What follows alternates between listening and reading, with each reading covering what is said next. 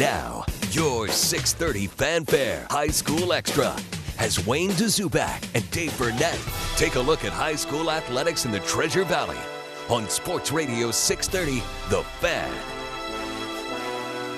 Well, it's a Wednesday. That can mean only one thing. It is time now for Fanfare High School Extra right here on 630 The Fan.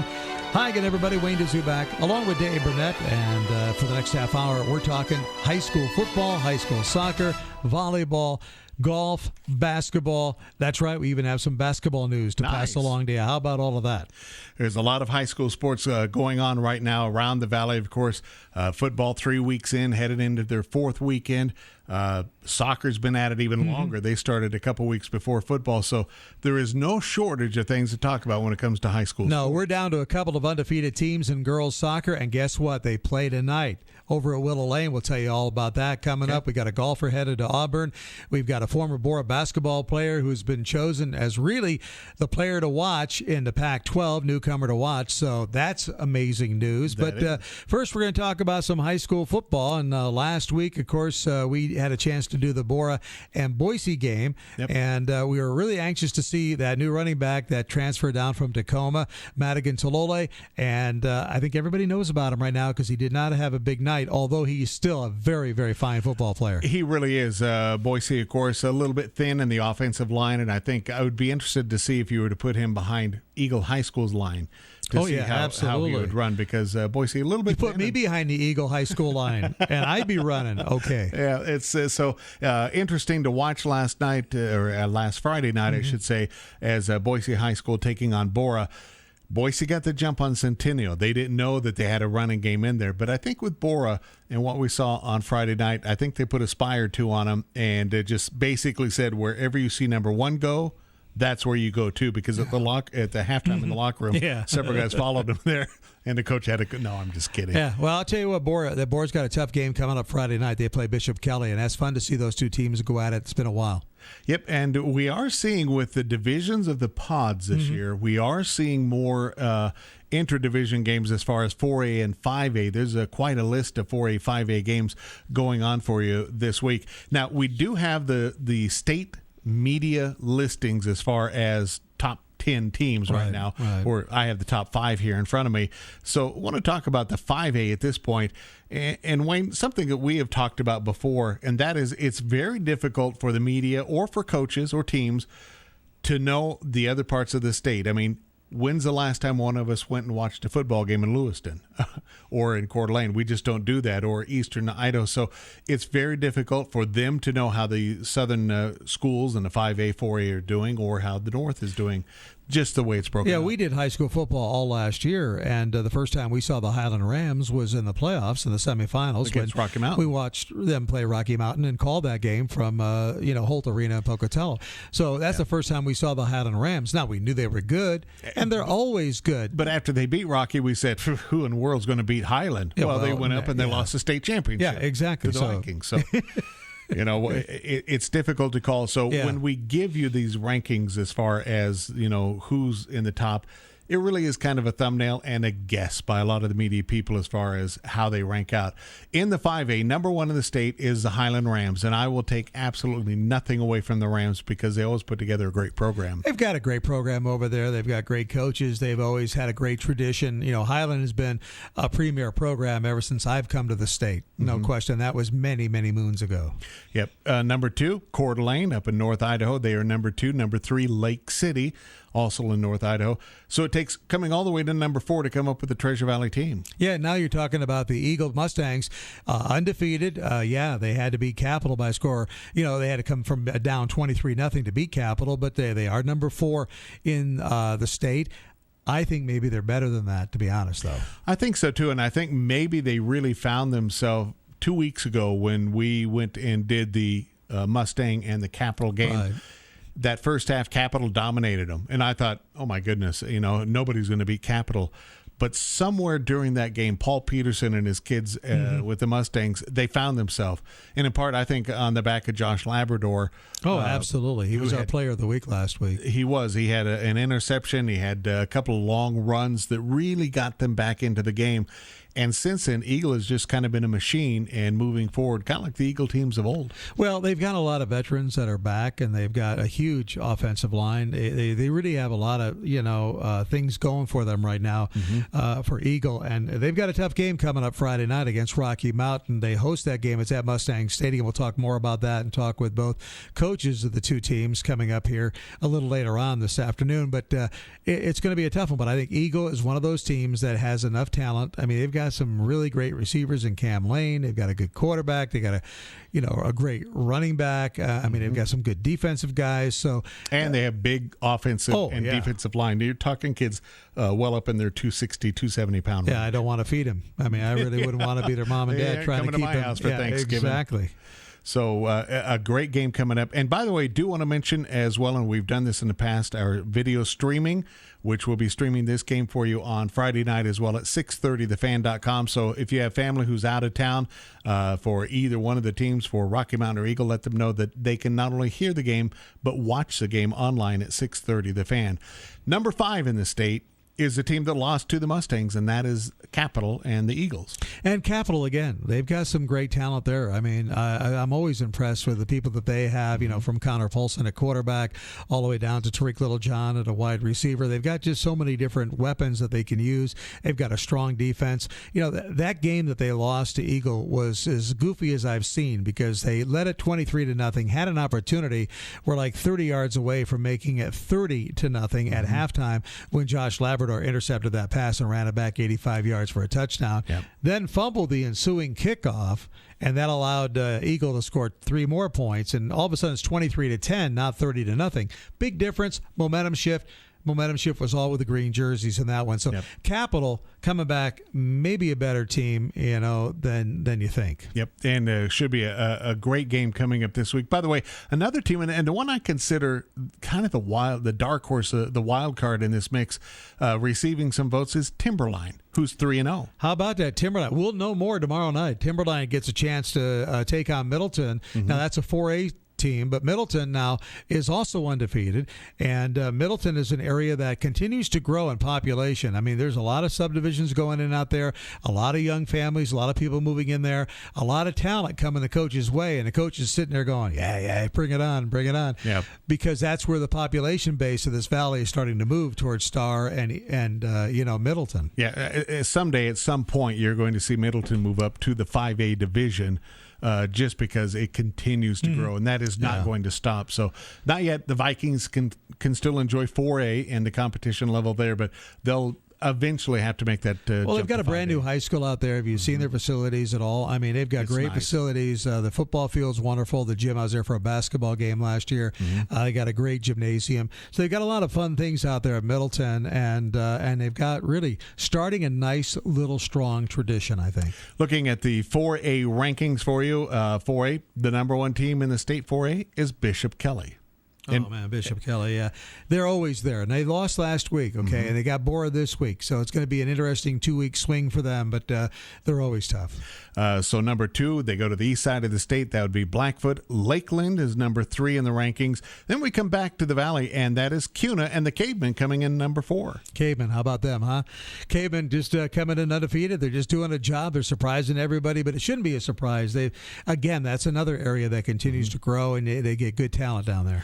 Rigby is number 5, but very proud to say that Middleton and Skyview both getting some votes in there, as well as Pocatello. So we'll see where that mixes out this week and see if Middleton can get a jump up and get a little closer up in those rankings. Again, a big game tomorrow night, Middleton taking on Timberline. Then Friday night, our game of the week right here on 630 The Fan, Rocky Mountain at Eagle. And we're going to be talking with both head coaches, Scott Kreiner from Rocky and Paul Peterson from Eagle, in the next segment. Coming up here on Sports Radio 630, The Fan.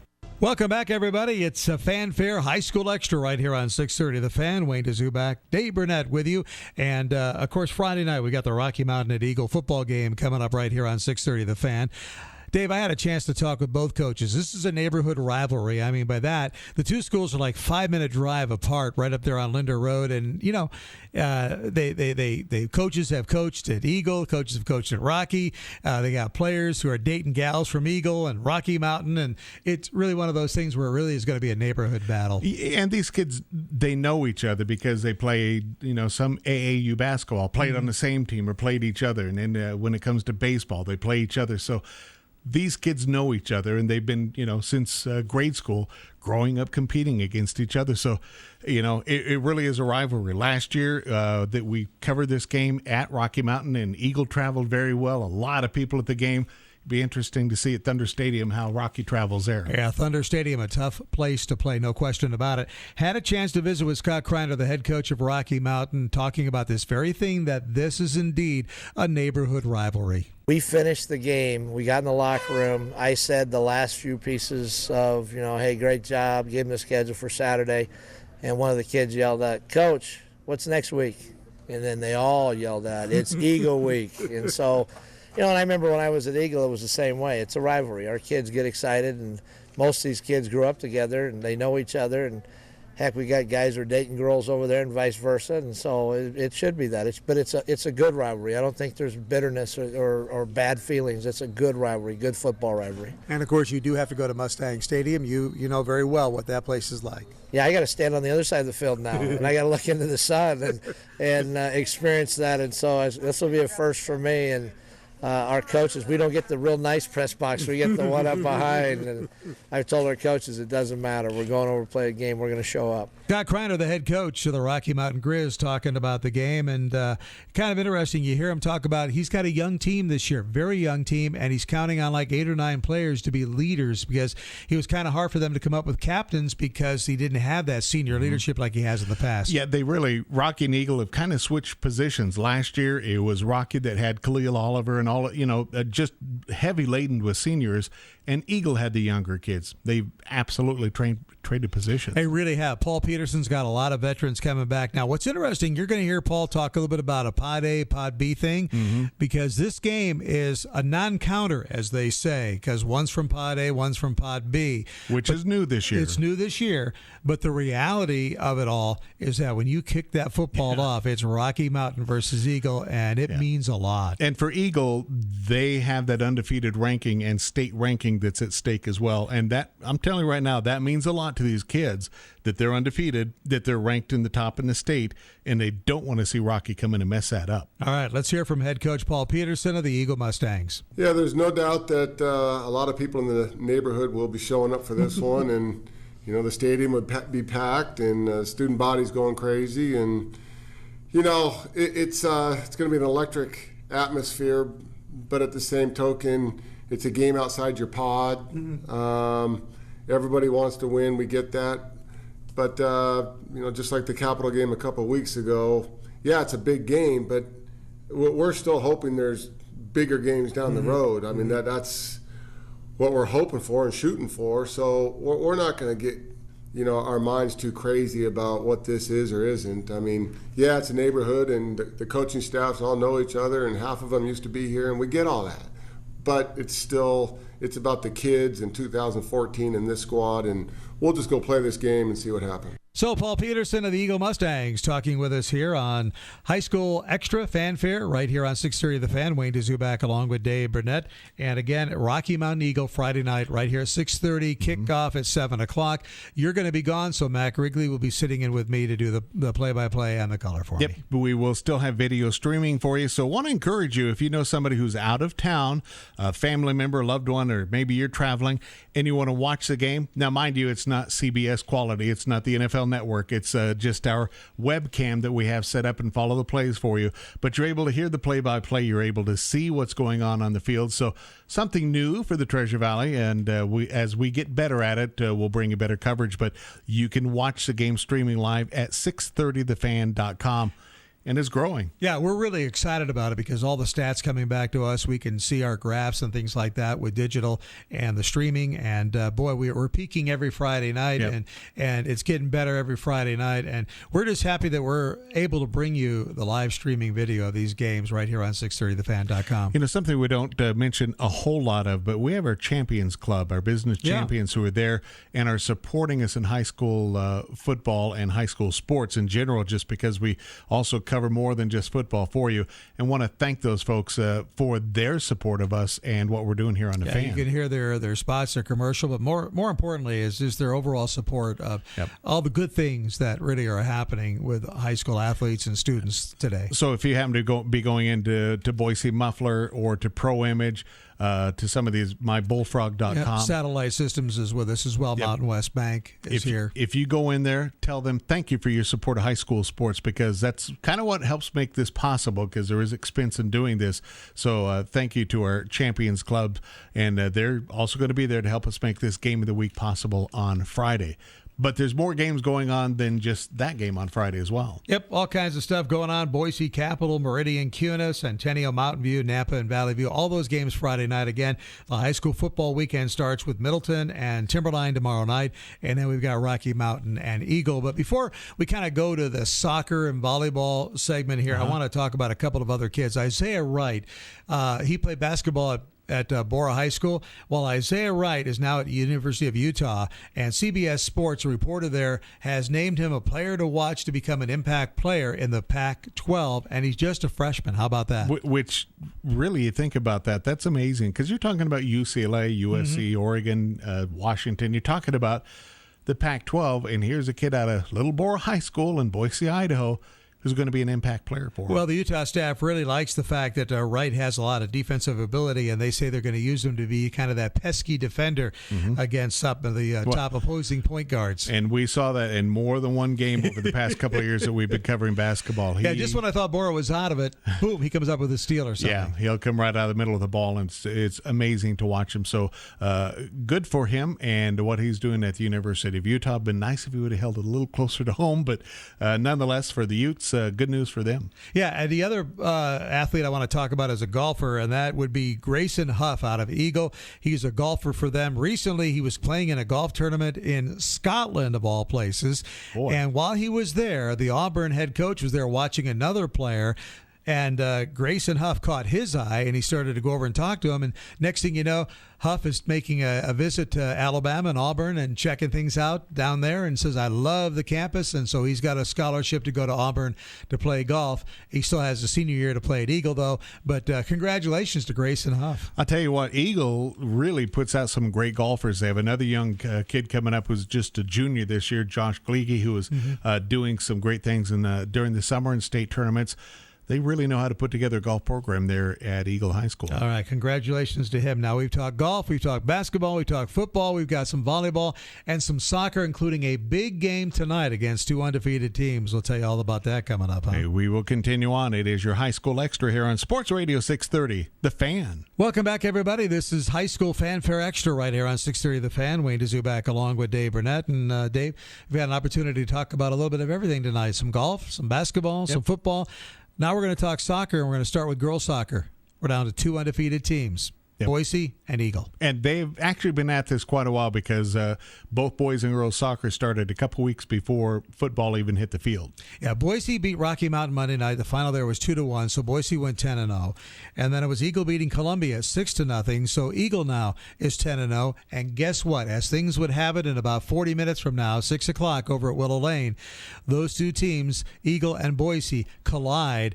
And they're both 10-0, so we're going to be down to one undefeated team, or unless they, of course, have the infamous tie. Don't be tying. I hate that. Well, they tie in regular season, so that could happen. But that's pretty exciting. Big game tonight with those two teams. Yep, and Rocky Mountain, really nothing to, one defeat on the season so far. You still got a lot of really strong teams in girls soccer going on right now. They're 9-1 right now, Rocky, so there's nothing to laugh about that. Let's talk a little bit about this game tonight. Emma Bailey for Eagle. She has 18 goals, 7 7 assists this year for 43 points. And then you're talking Sierra Smith for Boise High with 12 goals, 7 assists, 31 points. Those are two of the standouts you're going to see tonight on the Willow Lane field at 6 o'clock. Eagle and Boise going at it in girls soccer. And we will try to have those scores posted for you online as soon as we receive those. By the way, if you do get the scores or have information, feel free to email those to me at dave.burnett, B-U-R-N-E-T-T, dave.burnett at townsquaremedia.com. On our website at 630thefan.com, we post not only football, but we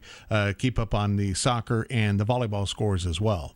And one thing I want to mention, Josh Zuch, who we watched kick the other night for Bora, he kicks for the Bora football team. He is the leading goal maker in boys soccer right now. He has 28 total points, 13 goals, and 2 assists. So Josh Zuch right now from Bora. And Bora, not bad at all. Bora having a great season. They're 7-1-2. They're not undefeated as Centennial is. Centennial is 8-0-2. But they're right there with them. So those are the two teams in boys soccer to watch out for. And I do want to mention, by the way, we love receiving information, emails from you. Got a couple of emails in this morning talking about boys soccer and thanking us for giving some attention to the programs as well. If you want to email us, that same address, dave.burnett at townsquaremedia.com, and we do appreciate hearing from you. Well, actually, we heard from the Centennial coach this morning who heard us talking about his 5-0 win over Mountain View. Centennial now 8-0-2, as I mentioned. In the SIC, they are 4-0-1. So they are the only undefeated guys team left in 5A. And Bora won their game last night as they beat Nampa 6-0. Bora is 7-1-2, and as Zuch scored a goal. So actually, in that game now, we got to update his stats to another point or two. But, those are two really good teams, and those two teams have got a lot of history. I mean, when my son was playing for Bora, Centennial and Bora played for 2 state championships. Centennial, unfortunately, won both. But now I can be even keel. I don't have to root for anybody. My son's not playing for Bora anymore, so I can root for everybody and just have some fun with it. You're wearing the green and gold shirt. Yeah, today. I know. It is fun to watch high school sports, and I want to encourage you, even if you don't have kids in school, if you get a chance to go out and watch one of the soccer games, one of the volleyball games, very competitive here in the Treasure Valley, really producing some quality soccer athletes that are going on to Division I schools. One thing I want to mention, too, before we get into the volleyball is that little bit of a track going on right now. Don't normally talk about track, but Capitol High School, which has got a great track program, they're hosting a meet for elementary runners on Friday night, and you need to show up at 5 o'clock. It's free, but it's kind of cool because, Dave, what they do, they've got a 400-meter run for children in kindergarten through 3rd grade, then a 1-mile event for children in grades 4 through 6. As I mentioned, participation is free. They do have to turn in their registration forms, but you can do that at 5 to 5:45 on Friday. The races start at 6 o'clock at Capitol High School in the back there around the softball fields and the baseball fields. But how cool is that to get for a high school to be hosting a track meet for kids kindergarten through 6th grade? Yeah, Capitol High School does a great job. I know they keep kids busy all through the summer where they have weekly competitions, and Capitol very good at keeping kids involved in track and field through the summer months as well. So a tip of the hat to the folks at Capitol High School for doing it, because again, all of this takes time and takes people's precious time away from them to commit to kids here in the Valley. Well, you want to talk volleyball for a second here. What's already showing up in 5A is that Eagle and Valley View continue to just kind of dominate things as they have the last couple of years. Yeah, we've talked about this before with Valley View. They, in 5A, they've struggled with a few of the sports. In football, they're, trying to get it put together. Basketball, it's always a battle as well. But volleyball is something the gals there, they have always done very well coached, disciplined, and always have a very competitive team. Yeah, they are 5-0 overall right now, along with Eagle 5-0. And so in 5A volleyball, those two teams tie for the lead.